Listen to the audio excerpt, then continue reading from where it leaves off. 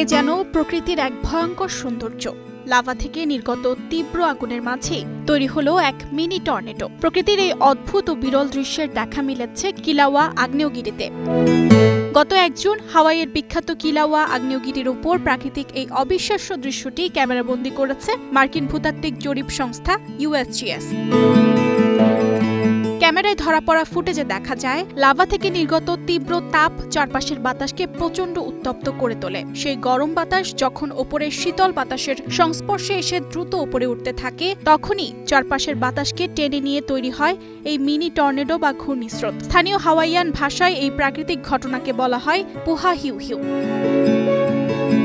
বিজ্ঞানীরা জানিয়েছেন ২০২৪ সালের ডিসেম্বর থেকে এই আগ্নেয়গিরিতে দফায় দফায় অগ্ন্যুৎপাত চলছে। হাওয়াই ভলকানোস ন্যাশনাল পার্কের এই কিলাওয়া আগ্নেয়গিরিটি বর্তমানে পৃথিবীর অন্যতম সক্রিয় ও বিপজ্জনক আগ্নেয় অঞ্চল। আর সেখানেই এবার লাভার আগুনে তৈরি হলো বাতাসের এই চোখ ধাঁধানো নৃত্য, যা একাধারে যেমন ভয়ঙ্কর তেমনই এক পরম সুন্দর সৃষ্টি। Archita Shehzin, star news.